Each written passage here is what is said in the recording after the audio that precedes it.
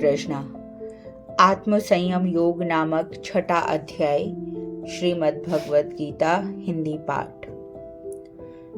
श्री कृष्ण महाराज बोले, हे अर्जुन, जो पुरुष कर्म के फल को न चाहता हुआ करने योग्य कर्म करता है वह सन्यासी और योगी है, और केवल अग्नि को त्यागने वाला सन्यासी योगी नहीं है, तथा केवल क्रियाओं को त्यागने वाला भी सन्यासी योगी नहीं है। इसलिए हे अर्जुन, जिसको सन्यास ऐसा कहते हैं उसी को तू योग जान, क्योंकि संकल्पों को न त्यागने वाला कोई भी पुरुष योगी नहीं होता। समत्व बुद्धि रूप योग में आरूढ़ होने की इच्छा वाले मननशील पुरुष के लिए योग की प्राप्ति में निष्काम भाव से कर्म करना ही हेतु कहा है, और योगारूढ़ हो जाने पर उस योग रूढ़ पुरुष के लिए सर्व संकल्पों का अभाव ही कल्याण में हेतु कहा है। जिस काल में ना तो इंद्रियों के भोगों में आसक्त होता है ना कर्मों में ही आसक्त होता है, उस काल में सर्व संकल्पों का त्यागी पुरुष योगारूढ़ कहा जाता है। यह योगारूढ़ता कल्याण में हेतु कही है। इसलिए मनुष्य को चाहिए कि अपने द्वारा अपना संसार समुद्र से उद्धार करे और अपने आत्मा को अधोगति में न पहुंचावे, क्योंकि यह जीवात्मा आप ही तो अपना शत्रु है और आप ही अपना मित्र है, अर्थात कोई और दूसरा शत्रु या मित्र नहीं है। उस जीवात्मा का तो वह आप ही मित्र है कि जिस जीवात्मा द्वारा मन और इंद्रियों सहित शरीर जीता हुआ है, और जिसके द्वारा मन और इंद्रियों सहित शरीर नहीं जीता गया है, उसका वह आप ही शत्रु के सदृश शत्रुता में बरतता है। हे अर्जुन, सर्दी गर्मी और सुख दुख आदि में, मान और अपमान में जिसके अंतःकरण की वृत्तियां अच्छी प्रकार शांत हैं, अर्थात विकार रहित हैं, ऐसे स्वाधीन आत्मा वाले पुरुष के ज्ञान में सच्चिदानंद घन परमात्मा सम्यक प्रकार से स्थित है, अर्थात उसके ज्ञान में परमात्मा के सिवा अन्य कुछ है ही नहीं। ज्ञान विज्ञान से तृप्त है अंतःकरण जिसका, तथा विकार रहित है स्थिति जिसकी, और अच्छी प्रकार जीती हुई हैं इंद्रियां जिसकी, तथा समान है मिट्टी पत्थर और सुवर्ण जिसके, वह योगी युक्त अर्थात भगवत की प्राप्ति वाला है, ऐसा कहा जाता है। जो पुरुष सुहृदय मित्र वैरी उदासीन मध्यस्थ द्वेषी बंधुगणों में तथा धर्मात्माओं में और पापियों में भी समान भाव वाला है, वह अति श्रेष्ठ है। इसलिए उचित है कि जिसका मन और इंद्रियों सहित शरीर जीता हुआ है, ऐसा वासना रहित और संग्रह रहित योगी अकेला ही एकांत स्थान में स्थित हुआ निरंतर आत्मा को परमेश्वर के ध्यान में लगावे। शुद्ध भूमि में कुशा मृगशाला और वस्त्र हैं उपरोपरि जिसके, ऐसे अपने आसन को न अति ऊंचा न अति नीचा स्थित स्थापन करके और उस पर आसन पर बैठकर मन को एकाग्र करके चित्त और इंद्रियों की क्रियाओं को वश में किया हुआ अंतःकरण की शुद्धि के लिए योग का अभ्यास करें। उसकी विधि इस प्रकार है कि काया सिर और ग्रीवा को समान अचल धारण किए हुए दृढ़ होकर अपनी नासिका के अग्रभाग को देखकर अन्य दिशाओं को न देखता हुआ और ब्रह्मचर्य के व्रत में स्थित रहता हुआ भय रहित तथा अच्छी प्रकार शांत अंतःकरण वाला और सावधान होकर मन को वश में करके मरे हुए मेरे में लगे हुए चित्त वाला और मेरे परायण हुआ स्थित होवे। इस प्रकार आत्मा को निरंतर परमेश्वर के स्वरूप में लगाता हुआ स्वाधीन मन वाला योगी मेरे में स्थिति रूप परमानंद पराकाष्ठा वाली शांति को प्राप्त होता है। परंतु हे अर्जुन, यह योग न तो बहुत खाने वाले का सिद्ध होता है और न बिल्कुल न खाने वाले का, तथा न अतिशयन करने के स्वभाव वाले का और न अत्यंत जागने वाले का ही सिद्ध होता है। यह दुखों का नाश करने वाला योग तो यथा योग्य आहार और विहार करने वाले का, कर्मों में यथा योग्य चेष्टा करने वाले का तथा यथा योग्य शयन करने और जागने वाले का ही सिद्ध होता है। इस प्रकार योग के अभ्यास से अत्यंत वश में किया हुआ चित्त जिस काल में परमात्मा में ही भली प्रकार स्थित हो जाता है, उस काल में संपूर्ण कामनाओं से स्पृहा रहित हुआ पुरुष योग युक्त ऐसा कहा जाता है। जिस प्रकार वायु रहित स्थान में स्थित दीपक चलायमान नहीं होता, वैसी ही उपमा परमात्मा के ध्यान में लगे हुए योगी के जीते हुए चित्त की कही गई है। हे अर्जुन, जिस अवस्था में योग के अभ्यास से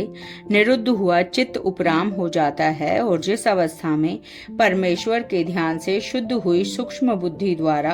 परमात्मा को साक्षात करता हुआ सच्चिदानंद घन परमात्मा में ही संतुष्ट होता है तथा इंद्रियों से अतीत केवल शुद्ध हुई सूक्ष्म बुद्धि द्वारा ग्रहण करने योग्य जो अनंत आनंद है, उसको जिस अवस्था में अनुभव करता है और जिस अवस्था में स्थित हुआ, यह योगी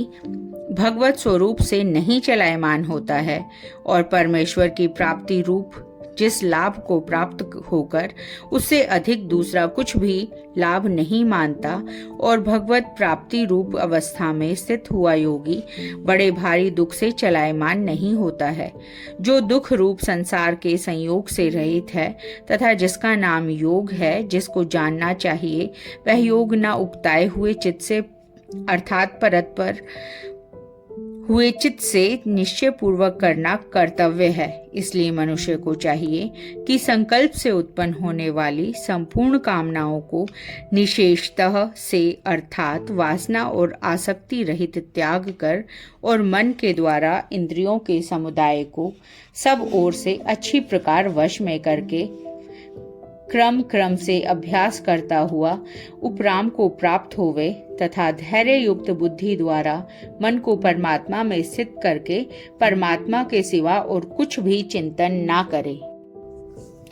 परंतु जिसका मन वश में नहीं हुआ हो, उसको चाहिए कि यह स्थिर न रहने वाला और चंचल मन जिस जिस कारण से सांसारिक पदार्थों में विचरता है, उससे रोक कर बारंबार परमात्मा में ही निरोध करे।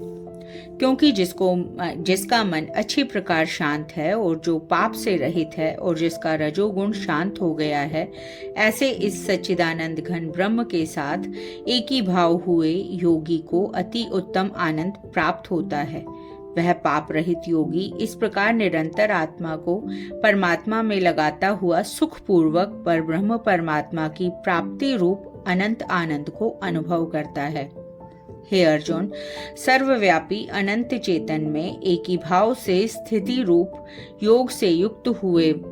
आत्मा वाला तथा सब में समभाव से देखने वाला योगी आत्मा को संपूर्ण भूतों में बर्फ में जल के सदृश व्यापक देखता है और संपूर्ण भूतों को आत्मा में देखता है। अर्थात जैसे स्वप्न से जगा हुआ पुरुष स्वप्न के संसार को अपने अंतर्गत संकल्प के आधार देखता है, वैसे ही वह पुरुष संपूर्ण भूतों को अपने सर्वव्यापी अनंत चेतन आत्मा के अंतर्गत संकल्प के आधार देखता है। जो पुरुष संपूर्ण भूतों में सबके आत्म रूप मुझ वासुदेव को ही व्यापक देखता है और संपूर्ण भूतों को मुझ वासुदेव के अंतर्गत देखता है, उसके लिए मैं अदृश्य नहीं होता हूँ और वह मेरे लिए अदृश्य नहीं होता, क्योंकि वह मेरे एक ही भाव में स्थित है। इस प्रकार जो पुरुष एक ही भाव में स्थित हुआ संपूर्ण भूतों में आत्म रूप से स्थित हुए मुझ सच्चिदानंद घन वासुदेव को भजता है, वह योगी सब प्रकार से बरतता हुआ भी मेरे में ही बरतता है, क्योंकि उसके अनुभव में मेरे सिवा अन्य कुछ है ही नहीं।